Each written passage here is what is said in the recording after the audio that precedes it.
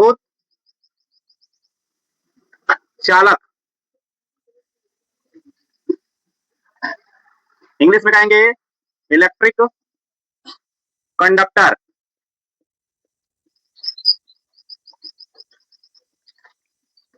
क्या होता है विद्युत चालक या इलेक्ट्रिक कंडक्टर? वे पदार्थ जो क्या करते हैं, विद्युत धारा का प्रवाह करते हैं।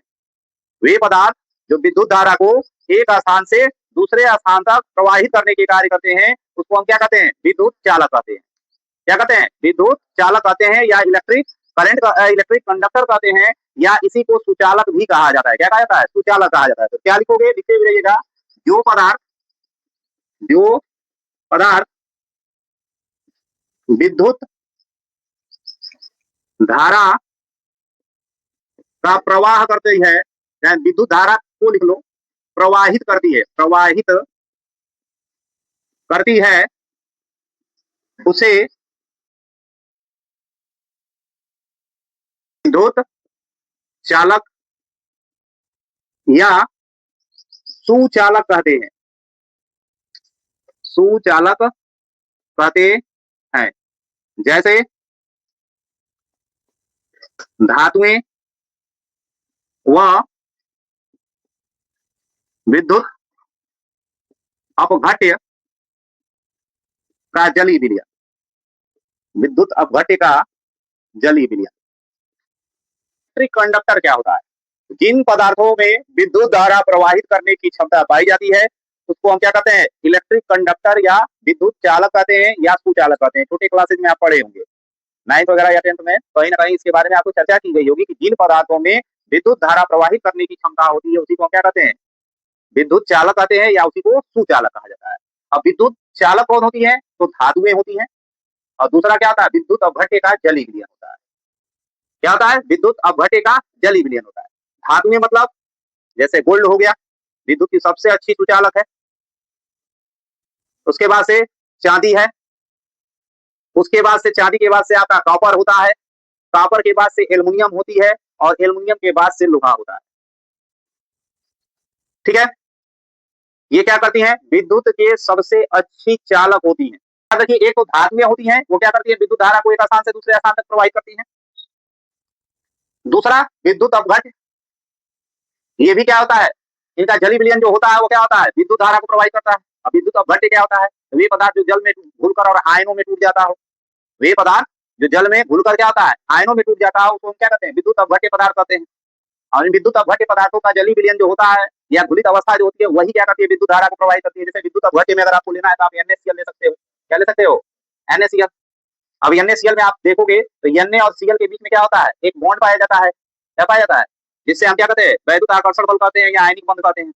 और इसके कारण से ये दोनों क्या होते हैं, आयन आपस में जुड़कर क्या करते हैं, सोडियम क्लोराइड का निर्माण करती हैं। अब जब ये सोडियम क्लोराइड की अवस्था में होंगी, उस समय ठोस अवस्था में होंगी, ठोस अवस्था में होंगी, उस समय ये विद्युत की कुचालक होंगी। क्या होंगी, विद्युत की कुचालक होंगी। जब तक ये बॉन्ड ब्रेक नहीं करेगा, तब तक ये आयन में टूटेंगी नहीं, और जब तक ये आयनों में नहीं टूटेंगी, तब तक विद्युत धारा का प्रवाह नहीं करेंगी। जैसे जैसे ही इसको जल में डालोगे, इसमें क्या होता है, ये सोडियम आयन में टूट जाता है, और ये क्या होता है, क्लोरीन आयन में टूट जाता है। और जैसे ही आयन इसके मुक्त हो जाते हैं, ये क्या करते हैं, विद्युत धारा का प्रवाह एक स्थान से दूसरे स्थान तक करने लगते हैं। क्या होता है, विद्युत धारा का प्रवाह एक स्थान से दूसरे स्थान तक करने लगते हैं। तो जितने भी विद्युत अपघट्य पदार्थ होते हैं, विद्युत अपघट्य पदार्थों का जली विलयन भी क्या होता है, विद्युत की क्या होती है, चालक होती है। क्या होती है, विद्युत की चालक होती है। अब अगला हेडिंग है कुचालक या अचालक। अगली हेडिंग जो पढ़ना है वो आपकी क्या है, कुचालक, या इसे अचालक भी कहते हैं, non conductor. Non conductor, non conductor.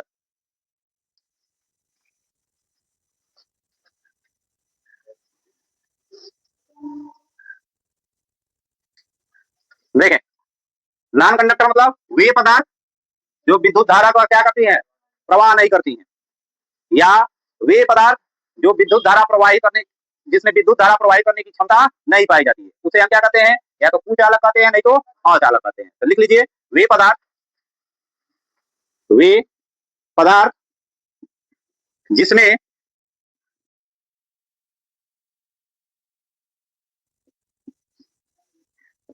प्रवाहित करने की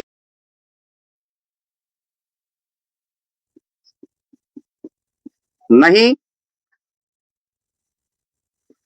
होती है उसे कुचालक या अचालक कहते हैं। अचालक कहते हैं। जैसे शुद्ध जल, शुद्ध जल, कांच लिख लो, कांच, रबड़, रबर, और उसके बाद से प्लास्टिक आदि, प्लास्टिक आदि, ये आपके क्या होते हैं, विद्युत के कुचालक होते हैं। अब देखो इसमें आपको क्या हो रहा है, आपको कांच, रबड़ और क्या है, प्लास्टिक, तो आप जानते हो ये विद्युत की क्या होती है, कुचालक होती है। लेकिन आपको एक चीज में अब क्या होगा, संशय हो रहा होगा कि शुद्ध जल कैसे क्या होता है, विद्युत का कुचालक होता है। शुद्ध जल का मतलब होता है जिसका टीडीएस क्या हो, जीरो। टीडीएस नहीं जानते हो, घुलित लवण की मात्रा जल में बताई जाती है। आरओ जब आप लगवाते हो तो उसमें पानी की क्या की जाती है, उस पानी के भीतर कितनी साल्ट घुली हुई है, इस साल्ट को पता करने के लिए एक क्या होता है, लैक्टोमीटर की तरफ से आता है टीडीएस मीटर, ठीक है। टोटल डिजॉल्व साल्ट पूरा नाम होता है। वो क्या कहते हैं, उसको लगाते हैं तो हमको पानी की क्या होती है, शुद्धता के बारे में पता चलती है। अगर 90 से लेकर 150 के बीच में है तो आपके पानी वो पीने योग्य माना जाता है। जिस जल में क्या कहा होता है, टीडीएस क्या हो, जीरो हो, यानी उसमें डिजॉल्व साल्ट की मात्रा क्या हो, जीरो। उसमें केवल और केवल क्या पाया जाता है, हाइड्रोजन और ऑक्सीजन। इसके अलावा तीसरा कोई भी पदार्थ नहीं पाया जाता। जो हम जल पीते हैं वह जल क्या होता है, उसमें बहुत सारे क्या होते हैं, साल्ट पाए जाते हैं, बहुत सारे उसमें मेटल्स की मात्रा होती है, उसका हम ग्रहण करते हैं। जिसके कारण क्या होता है, उसमें साल्ट होने के कारण, साल्ट क्या है, विद्युत अपघट्य पदार्थ है, जल के भीतर है तो किसमें ब्रेक हुई होगी, आयनों में ब्रेक हुई होगी। आयन में ब्रेक हुई होगी तो क्या करेगी, विद्युत धारा का प्रवाह एक स्थान से दूसरे स्थान तक करेगी। तो घर पे जो पानी हम यूज करते हैं, या नदी का जो पानी होता है, या तालाब का जो पानी होता है, या समुद्र का पानी होता है, उसमें क्या पाई जाती है, डिजॉल्व सॉल्ट की मात्रा होती है, इसलिए उसका करंट लगता है। लेकिन जिसमें क्या होती है, साल्ट नहीं पाई जाती है, शुद्ध जल जो बैटरी के भीतर डाला जाता है, जो इंजेक्शन के माध्यम से हमारे शरीर के भीतर डाला जाता है, इनकी क्या होती है, ये शुद्ध जल होते हैं, इनमें क्या होती है, साल्ट की मात्रा नहीं होती है। इनमें क्या होता है ना कि 50-60 लाख अणुओं में से ना कोई एक अणु जो होता है वही टूटता है। चाहे एक अणु जब टूटेगा तो जाहिर सी बात है एक या दो या तीन आयन बनाएंगे। अब 50-60 लाख अणुओं में अगर एक दो आयन टूटेगा तो उससे क्या होता है, विद्युत धारा प्रवाहित नहीं हो पाती, क्योंकि वो आयन कितना दूरी तक क्या करेंगे, विद्युत धारा का प्रवाह करेंगे। इसलिए शुद्ध जल जो होता है हमेशा विद्युत का क्या होता है, कुचालक होता है। क्या होता है, या विद्युत चालकों के प्रकार, types of electric conductor, electric conductor.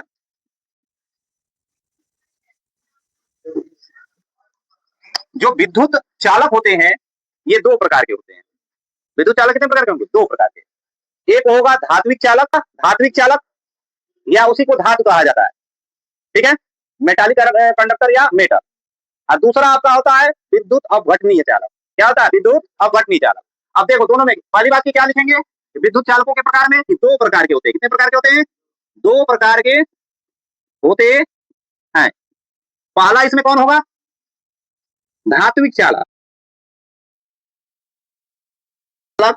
या इसी को कहा जाता है धातु। मेटालिक कंडक्टर,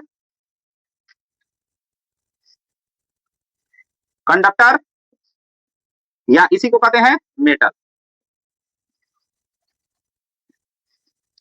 देखो जो धातुएं होती है ना उसमें मुक्त इलेक्ट्रॉन पाया जाता है, उसी तरह धातुओं का भी एक नेचर होता है। मेटल्स जो होती हैं धातुओं का भी नेचर होता है कि जो धातुएं होती है, जैसे मान लो सोडियम है, ठीक है, सोडियम के बारीक कक्षा में एक इलेक्ट्रॉन पाया जाता है। सोडियम के बारीक कक्षा में कितना इलेक्ट्रॉन पाए जाते हैं, एक इलेक्ट्रॉन पाए जाते हैं। कि जितने भी तत्व के परमाणु हैं उनका एक नेचर होता है। क्या नेचर होता है, वो अपने बाहरी कक्षा में 8 इलेक्ट्रॉन को कंप्लीट करके अपना ऑक्टेट पूरा करना चाहते हैं। कि अपने बाहरी कक्षा में कितने इलेक्ट्रॉन पूरा करना चाहते हैं, 8। अच्छा, इनके बाहरी कक्षा में एक इलेक्ट्रॉन पाया जा रहा है, कितना पाया जा रहा है, जरा बताइए कि इनको एक कंप्लीट करने के लिए कितने की जरूरत पड़ेगी। तो 7 लेना आसान होगा कि एक दे देना आसान होगा, क्योंकि एक दे देगा तो जो अंदर की सेल थी वो बाहरी सेल हो जाएगी और उसके अंदर के सेल में 8 इलेक्ट्रॉन अवेलेबल है। तो धातुओं का एक नेचर होता है कि यह इलेक्ट्रॉन डोनेट करते हैं, इलेक्ट्रॉन का क्या करते हैं, त्याग करते हैं। धातु क्या करती है, इलेक्ट्रॉन का त्याग करती है। इसी तरह मैग्नीशियम, इसके बाहरी सेल में 2 इलेक्ट्रॉन्स होते हैं, इसको एक कंप्लीट करने के लिए कितने की जरूरत होगी। यह है कि जो धात्विक चालक या धातु होते हैं इनमें तो नेचर पाया जाता है कि ये इलेक्ट्रॉन का क्या करेंगे, त्याग करेंगे, और वह त्यागे गए इलेक्ट्रॉन जो होते हैं उनको कहा जाता है मुक्त इलेक्ट्रॉन। क्या कहते हैं? इन मुक्त इलेक्ट्रॉनों के कारण ही क्या होता है, विद्युत धारा प्रवाहित करने की क्षमता किसमें पाई जाती है, धातु या धात्विक चालकों में पाई जाती है। अब चूंकि इनमें विद्युत धारा का प्रवाह किसके द्वारा किया जाता है, इलेक्ट्रॉन के द्वारा किया जाता है, इसलिए इसे इलेक्ट्रॉनिक चालक के नाम से भी जाना जाता है। इस धातुएं होती हैं, ये विद्युत धारा का प्रवाह जो करती हैं, ये मुक्त इलेक्ट्रॉन से करती हैं। जो धातुएं होती हैं उनमें क्या पाए जाते हैं, मुक्त इलेक्ट्रॉन्स पाए जाते हैं, और इन मुक्त इलेक्ट्रॉनों के कारण ये क्या करते हैं, विद्युत धारा का प्रवाह एक स्थान से दूसरे स्थान तक करते हैं। दो कंडीशन में ही किसी पदार्थ में विद्युत धारा का प्रवाह होता है, या तो उसमें मुक्त इलेक्ट्रॉन पाए जाए या उसमें मुक्त आयन पाए जाए। क्या पाए जाए, मुक्त आयन पाए जाए। तो जो धातु होती हैं, इन धातुओं में मुक्त इलेक्ट्रॉन्स पाए जाते हैं। क्यों मुक्त इलेक्ट्रॉन्स पाए जाते हैं, तो आप पढ़े हैं, देखो जो भी धातु होती है, इस धातु का एक प्रमुख नेचर होता है। क्या वो नेचर होता है कि ये इलेक्ट्रॉन का त्याग करती है। क्या करती है, इलेक्ट्रॉन त्यागती है। धातु वे रासायनिक पदार्थ होते हैं जो क्या करते हैं, इलेक्ट्रॉन का त्याग करते हैं। और जब इलेक्ट्रॉन का त्याग करेंगे तो वो इलेक्ट्रॉन क्या होंगे, बाहर निकलेंगे, और बाहर निकलेंगे तो ऐसा नहीं है कि उनका जो क्रिस्टल होता है उस क्रिस्टल से बाहर हो जाते हैं, कि जो इलेक्ट्रॉन्स वो क्या रहे, छोड़ रही है। जिससे मान लो कि ये सपोज दैट समझो कि ये कोई आपकी धातु का क्रिस्टल है, ये धातु की क्रिस्टल है, और ये धातु की क्रिस्टल जो होगी ये क्या होगी, इस धातु के परमाणुओं से मिलकर बने होंगे। ये धातु के क्या है, परमाणु है, जो धातु के क्या होता है, क्रिस्टलीय जालक में उपस्थित है। अब ये धातु के जो परमाणु है बाबू, इनका एक मुख्य नेचर होता है जो इलेक्ट्रॉन का क्या करते हैं, त्याग करते हैं। तो जो इलेक्ट्रॉन त्यागेंगे वो इलेक्ट्रॉन क्या होते हैं, मुक्त अवस्था में इसी में चारों तरफ फैले रहते हैं। क्या होते हैं, इलेक्ट्रॉन जो होते हैं ये मुक्त अवस्था में इसी क्रिस्टल के भीतर फैले होते हैं।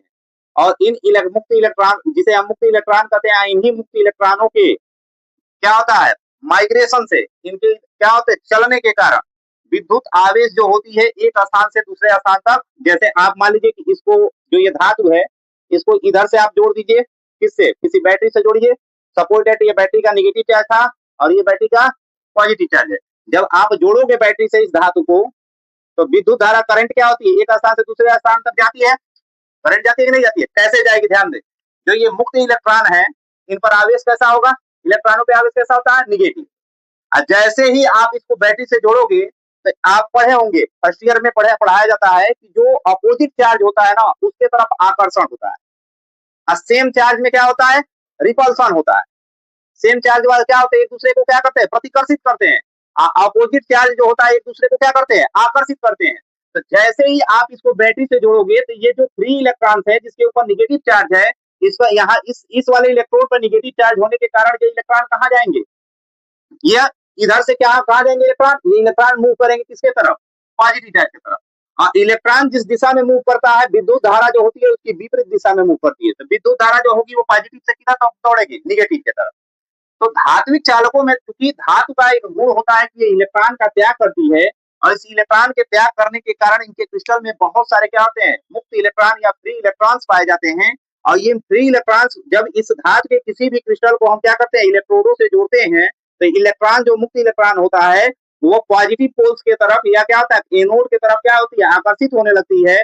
जिसके कारण जो विद्युत आवेश होती है वो क्या होती है, पॉजिटिव से निगेटिव आवेश की तरफ क्या होती है, बहनी स्टार्ट हो जाती है, यानी प्रवाहित होनी स्टार्ट हो जाती है। ठीक है, तो याद रखिएगा कि धात्विक चालकों में क्या पाया जाता है, मुक्त इलेक्ट्रॉन पाए जाते हैं, और इन मुक्त इलेक्ट्रॉनों के कारण इसमें क्या होता है, विद्युत आवेश एक स्थान से दूसरे स्थान तक प्रवाहित होता है।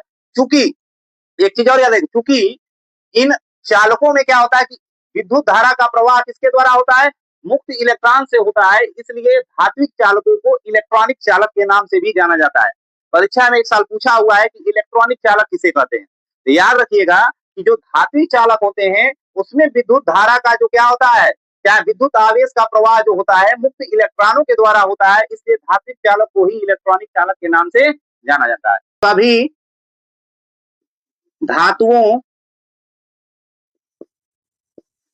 धातुओं में मुक्त इलेक्ट्रॉन पाए जाते हैं। ये मुक्त इलेक्ट्रॉन आवेश को एक स्थान से दूसरे स्थान तक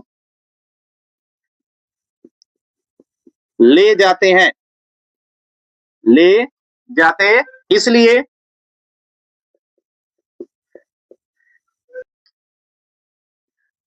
विद्युत की सुचालक या चालक होती हैं। चालक या इसी को कहते हैं इंग्लिश में कंडक्टर, कंडक्टर होती है। जैसे एग्जांपल में देखें, AU, AG, इसके बाद से आपका होगा CU, AL, FE, ETC। देखो,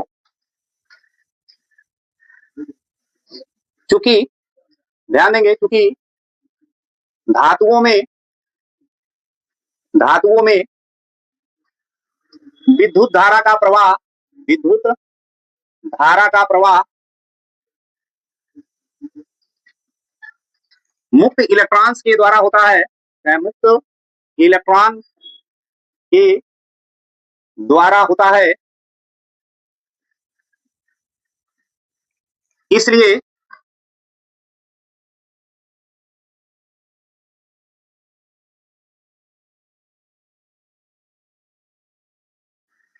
इलेक्ट्रॉनिक चालक भी कहते हैं, इलेक्ट्रॉनिक चालक भी कहते हैं, चालक भी कहते हैं। ठीक है। ग्रेफाइट, ग्रेफाइट देखें आप लोग, ग्रेफाइट जो होता है एक अधातु होता है, क्योंकि ग्रेफाइट जो होता है कार्बन का अपरूप होता है। क्या होता है? कार्बन का अपरूप होता है। और इस ग्रेफाइट के द्वारा भी क्या किया जाता है, ग्रेफाइट भी जो होते हैं विद्युत के एक अच्छे चालक होते हैं। रीजन क्या होता है कि कार्बन जो होती है उस कार्बन के बाहरी सेल में कितने इलेक्ट्रॉन पाए जाते हैं? 4। और इसीलिए कार्बन की जो संयोजकता होती है वो भी कितनी होती है? 4 होती है। और एक्चुअली में कार्बन के अन्य अपरूपों में क्या होता है कि जो ये कार्बन के चारों इलेक्ट्रॉन्स हैं, ये क्या करते हैं? केमिकल बॉन्ड का फॉर्मेशन करते हैं। क्या करते हैं? ग्रेफाइट के अलावा अन्य जो अपरूप होते हैं इसमें ये कार्बन के चारों इलेक्ट्रॉन क्या करते हैं? दूसरे कार्बन के परमाणुओं के से क्या करते हैं? सिंगल बॉन्ड बनाकर, यानी इनसे क्या करते हैं? बॉन्डिंग कर लेते हैं। जिसके कारण अन्य जो कार्बन के जो अन्य अपरूप हैं उनमें क्या होती है? एक भी मुक्त इलेक्ट्रॉन नहीं पाई जाती है। लेकिन ग्रेफाइट के कंडीशन में क्या होता है कि जो ये 4 इलेक्ट्रॉन है, तो ग्रेफाइट में होता क्या है कि कार्बन का एक परमाणु मात्र कार्बन के अन्य 3 परमाणुओं से ही क्या करती है? बॉन्डिंग करती है। जिसके कारण होता क्या है? इस कार्बन के पास एक इलेक्ट्रॉन फ्री में बचा हुआ है। ये भी कार्बन जो होंगी ये कितने बॉन्ड बनाएंगी? 3 बनाएंगी। तो इनके पास भी एक इलेक्ट्रॉन क्या हो जाएंगे? फ्री वाले बचेंगे। ये भी 3 बॉन्ड बना लेगा तो एक इलेक्ट्रॉन इसके पास फ्री बचा रहेगा। तो ग्रेफाइट में जो कार्बन होता है उसके 3 ही इलेक्ट्रॉन साझेदारी करके और क्या करते हैं? केमिकल बॉन्ड का फॉर्मेशन किया जाता है ग्रेफाइट में, कार्बन और कार्बन के बीच में जो बॉन्डिंग होती है। और एक इलेक्ट्रॉन जो होती है मुक्त अवस्था या फ्री स्टेज में पाई जाती है, मुक्त अवस्था या फ्री स्टेज में पाई जाती है, जिसके कारण पूरे ग्रेफाइट में जो होता है ना, बहुत सारे मुक्त इलेक्ट्रॉन्स पाए जाते हैं। और जब मुक्त इलेक्ट्रॉन्स पाए जाएंगे और जब हम उनको इलेक्ट्रोडों से जोड़ेंगे, मुक्त इलेक्ट्रॉन पाए जाए ग्रेफाइट में, जब हम उसके दोनों सिरे को कैथोड और एनोड से जोड़ेंगे और उसके भीतर आवेश प्रोवाइड करेंगे, तो होगा क्या कि इलेक्ट्रॉन जो होगा धनावेशी प्लेट की तरफ क्या होगा? मूव करेगा। और जब इलेक्ट्रॉन धनावेशी प्लेट की तरफ मूव करता है तो विद्युत धारा क्या होती है? धनावेशी प्लेट से क्या होती है? ऋणावेशी प्लेट की तरफ बहनी स्टार्ट हो जाती है। एक अधातु है परंतु मुक्त इलेक्ट्रॉन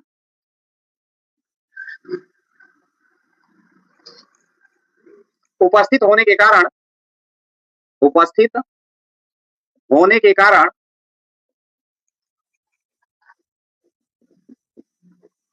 उपस्थित होने के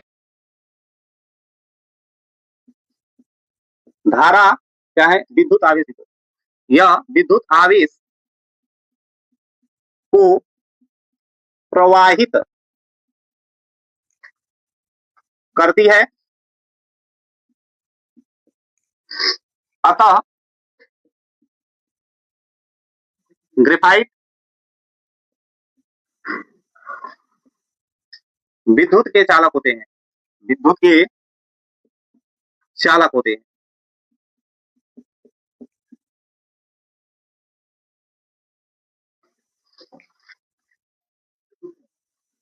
अपघटनी चालक आते हैं आयनिक चालक। आयनिक चालक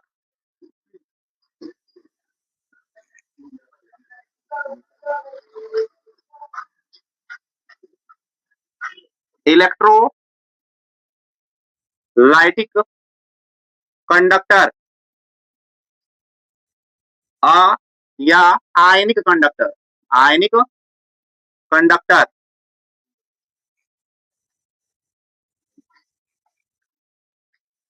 जो पदार्थ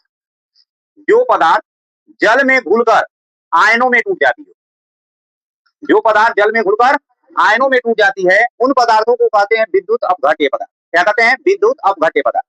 जैसे आप देखिए ध्यान से, आपने ये पात्र ले लिया, जल भर लिया, जल भर के इसमें आपने NaCl को घोला, और NaCl घोलने के बाद इसमें विद्युत धारा क्या कर दिए? प्रवाहित कर दिए। क्या कर दिए? विद्युत धारा प्रवाहित कर दिए। ध्यान देंगे, मान लीजिए सपोज दैट आपका ये नेगेटिव पोल्स था, ये पॉजिटिव पोल्स है, इसको क्या कहोगे? कैथोड, ये आपकी होगी एनोड। इसमें घोल क्या रहे हो आप? NaCl सोडियम क्लोराइड साधारण नमक। तो जब डालकर इसको घोलोगे तो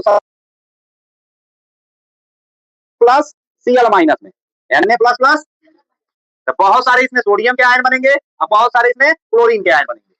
और जो ये सोडियम के आयन जो बन रहे हैं या आपके बहुत सारे जो क्लोरीन के आयन बन रहे हैं, जब आप इसमें विद्युत धारा का प्रवाह करोगे, ऐसे बहुत सारे बनेंगे। तो जैसे ही इसमें विद्युत धारा प्रवाहित करोगे तो जब क्या होगा? इसमें विद्युत धारा जैसे ही प्रवाहित करोगे तो होगा क्या? कि जो ये सोडियम के आयन है, क्योंकि इसमें पॉजिटिव चार्ज है, तो ये कहाँ भगेंगे? कैथोड की तरफ। और जो क्या होंगे? आपके नेगेटिव चार्ज जो पार्टिकल्स होंगे वो किधर जाएंगे?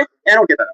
और ये आयन जब क्या होंगे? एक स्थान से दूसरे स्थान तक जाएंगे, तो इनके भीतर जो क्या होगी? जो चार्ज आप लोग किए वो चार्ज एक स्थान से दूसरे स्थान तक प्रवाहित होने लगते हैं।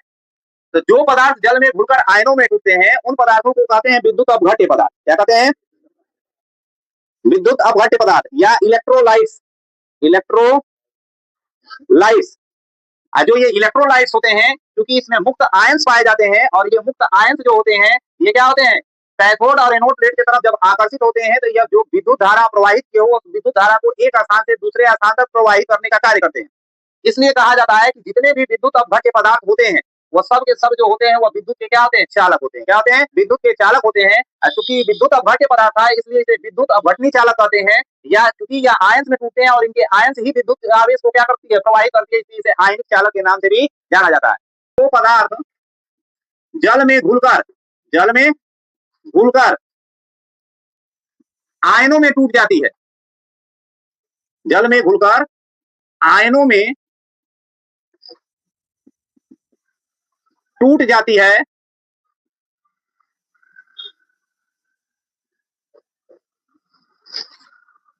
उसे विद्युत अपघट्य पदार्थ कहते हैं। विद्युत अपघट्य पदार्थ कहते हैं। विद्युत अपघट्य पदार्थ में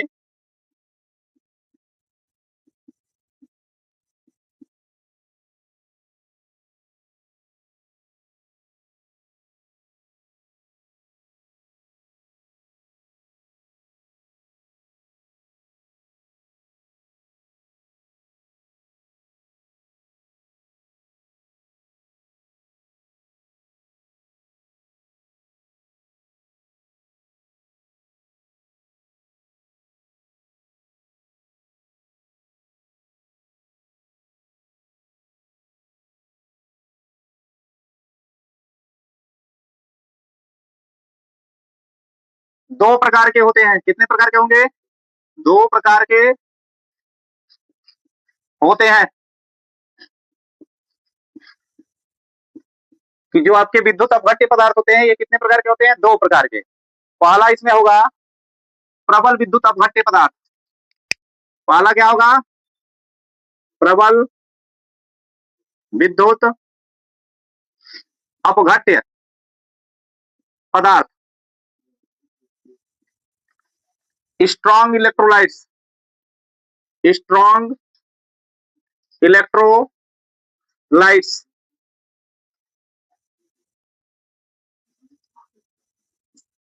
विद्युत अपघट्य आप समझ गए हो ना क्या होता है? अब इसमें स्ट्रांग आपको समझना है, वीक समझना है। तो विद्युत अपघट्य वे पदार्थ होते हैं जो जलीय विलयन में किसमें टूट जाते हैं? आयनों में टूट जाते हैं। और क्या करते हैं? विद्युत धारा का एक स्थान से दूसरे स्थान तक प्रवाह करते हैं। ठीक है, या विद्युत धारा को एक स्थान से दूसरे स्थान तक ले जाने की उनमें क्षमता पाई जाती है। अब ये जो विद्युत अपघट्य पदार्थ होते हैं ये दो प्रकार के होते हैं। एक होता है प्रबल विद्युत अपघट्य पदार्थ, स्ट्रॉन्ग इलेक्ट्रोलाइट्स, और दूसरा होता है दुर्बल विद्युत अपघट्य पदार्थ। तो प्रबल विद्युत अपघट्य पदार्थ क्या होते हैं? वे विद्युत अपघट्य पदार्थ जिनको जल में घुलने पर पूर्ण रूप से आयनों में टूट जाते हैं। वे विद्युत अपघट्य पदार्थ जिनको जल में घोलने पर पूर्ण रूप से यानी 100% आयनों में क्या जाते हैं? टूट जाते हैं। यानी आप 100 मॉलिक्यूल्स ले रहे हैं या 100 मोल विद्युत अपघट्य ले रहे हैं तो उनके 100 मोल्स का या 100 मॉलिक्यूल्स का क्या हो जाता है? आयनों में टूट जाते हैं, या आयन में क्या हो जाता है? ब्रेक हो जाते हैं, धनायन और ऋणायन में क्या होते हैं? टूट जाते हैं। उनको कहते हैं प्रबल विद्युत अपघट्य पदार्थ। दुर्बल क्या होता है? वे विद्युत अपघट्य पदार्थ जिनको जल में घोलने पर बहुत कम, ब्रैकेट में 1% से भी कम, उनके जो अणु होते हैं वह आयनों में टूटते हैं, तो वैसे विद्युत अपघट्य पदार्थ को हम क्या कहते हैं? दुर्बल विद्युत अपघट्य पदार्थ कहते हैं। प्रबल विद्युत अपघट्य पदार्थ जो होते हैं ये विद्युत के अच्छे सुचालक होते हैं, अच्छे चालक होते हैं। और जो दुर्बल विद्युत अपघट्य पदार्थ होता है, जब 100 या 1000 2000 अणु लेने से उसमें 1-2 अणु ही अगर आयन में टूटेगा तो वह विद्युत धारा का प्रवाह करने की क्षमता बहुत अच्छी उसमें नहीं पाई जाती है। तो दुर्बल विद्युत अपघट्य पदार्थ क्या होते हैं? विद्युत के अच्छे सुचालक नहीं होते, बैड कंडक्टर होते हैं, बहुत बुरे सुचालक होते हैं। ठीक है, वे विद्युत अपघट्य पदार्थ जो जल में घुलने पर पूर्ण रूप से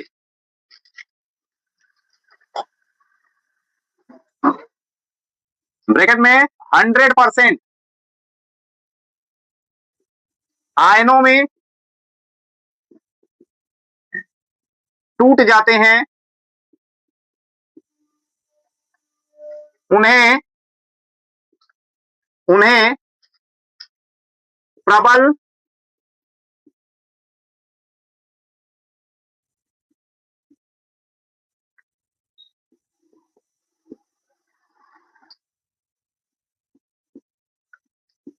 विद्युत अपघट्य पदार्थ कहते हैं।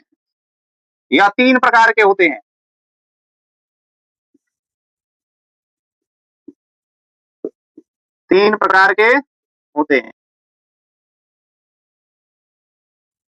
कि वे विद्युत अपघट्य पदार्थ जिनको जल में घोलिए तो उनके क्या होते हैं? पूर्ण रूप से या 100% आयनों में टूट जाते हैं, उन्हें क्या कहेंगे? प्रबल विद्युत अपघट्य कहेंगे।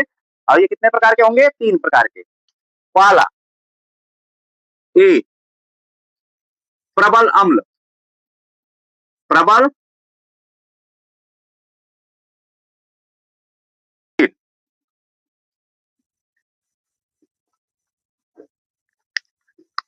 HCl, पढ़ते हैं हाइड्रोक्लोरिक एसिड,